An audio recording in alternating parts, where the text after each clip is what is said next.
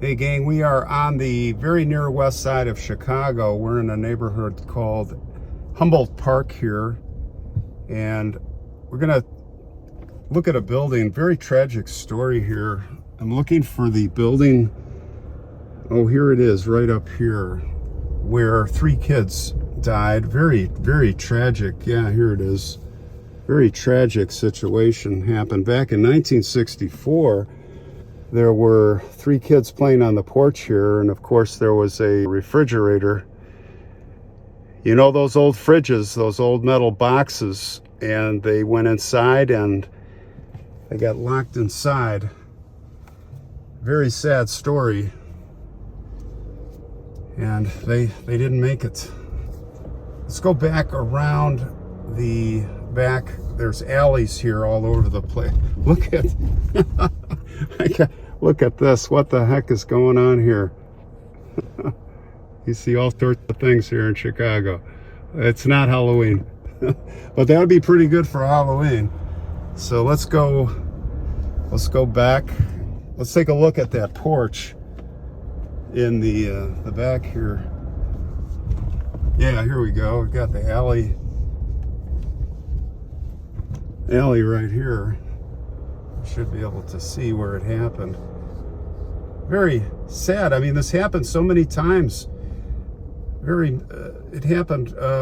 They finally, of course, changed equipment. Here we go. 26, 28.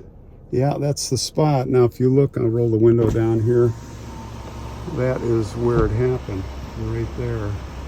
Now, of course, this is all being renovated now, but just imagine 1964, and the kids are up there playing, and they see that old refridge unplugged, probably getting ready to sell it or throw it in the garbage. And what do?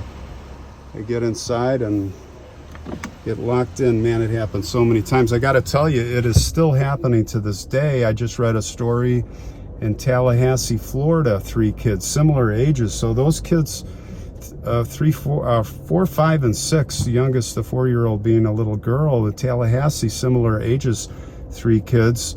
And it was an outdoor, as I recall, it was an outdoor standalone freezer that was unplugged, and they went out to play and they all jumped in there. And I think it had one of those flip, where you put a padlock and there's like a flip lock, one of those hinge things, and it swung over and locked, and 20 minutes later they're gone. So let's go to, they're at Queen of Heaven Cemetery. Let's go to Queen of Heaven Cemetery as I navigate between these dumpsters. Oh boy, that was a tight squeeze, and we'll go pay respects to the little ones. Hey gang, we're at Queen of Heaven Cemetery back here in Hillside again. Actually, we're at the Shrine of the Holy Innocents here. And this whole area, basically from here all the way over, is very small children. In fact, we did a story here last year of the Lady of the Angels school fire. A lot of those kids are buried right here. But we're here today to talk about a story about 3 children who died, who are buried back in here.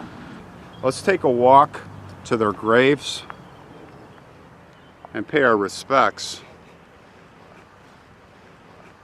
I'll put the link in for the episode that I did on the children on the fire here as we pass along. So many graves here of the little ones. It's mind-boggling. Well, most cemeteries have an area for the kids, but this here it's particularly large. And if you look down, you'll notice, well, you may not notice on video, but if you're walking along here, you can, as you tiptoe between the graves, you see how small the plots, the graves are. Not the plots, the graves. They're all so tiny. Most of these kids are 1, 2 years old, and many of them are babies. It's a beautiful sculpture here that I wanted you to see. Very near the graves.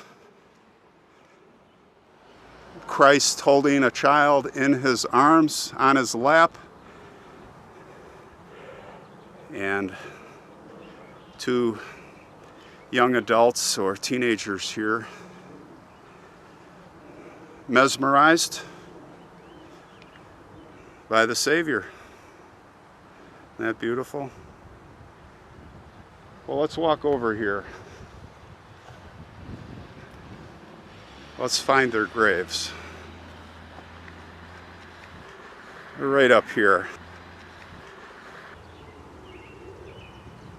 So we have Marty L. Hartman, November 3rd, 1957 to August 7th, 1964, that fateful day.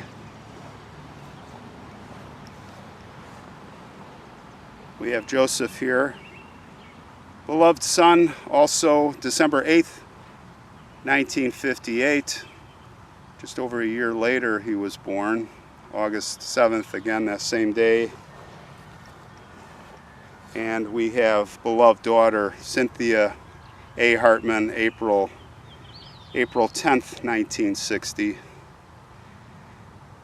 She was the youngest. Very sad. Well, I brought some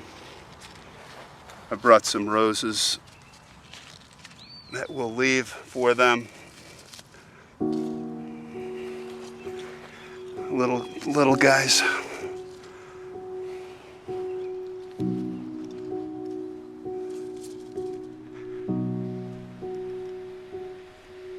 So let's go back to 1964, and we're sitting in our home, and it's another day. It's early in the morning, and we get our newspaper delivered from the newspaper boy. We open our door, there it is laying there.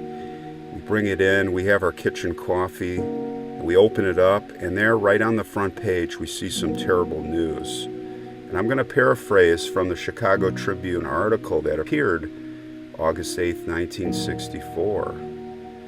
The mother, Mrs. Hartman, said she noticed the kids missing at 2 p.m. And after searching through the neighborhood, she finally notified police at 3:55 p.m. She could not find her kids.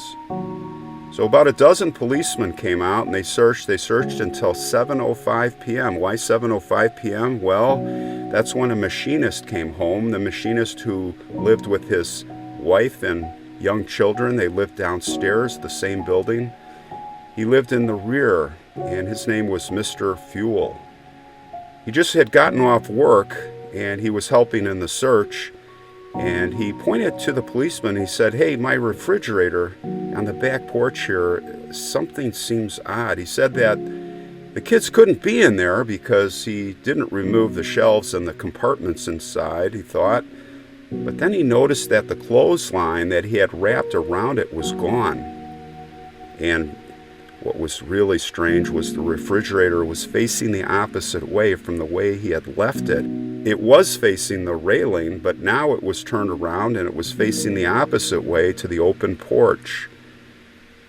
Well, it was easy. They went over and they just opened the door, and when they opened the door, it was horrifying. The children were found. Police said that the bodies indicated that they had made frantic attempts to escape after they got locked in. All had passed from suffocation. Even the fire department personnel who tried to help, they could not revive them. Mr. Fuel and his wife, he had 3 children. He had placed a cord around so kids wouldn't get in. He said he intended to give it to his mother-in-law, but she ended up getting a new one. After conferring with the state's attorney, the police decided to file no charges against the Fuels because, well, the refrigerator was on his back porch and it was not abandoned, quote unquote. A federal law was effective October 30th, 1958, about 6 years before that, providing that all refrigerators sold needed to be equipped with doors that could be opened from the inside with the weakest of pushes from an entrapped child. Well, it's too bad that they didn't also have a law that said to retrofit the old ones, put some type of push bar or panic device to unlatch it. Maybe that was too much to ask back in 1964. We will Never know, but what we do know is a lot of kids died this way.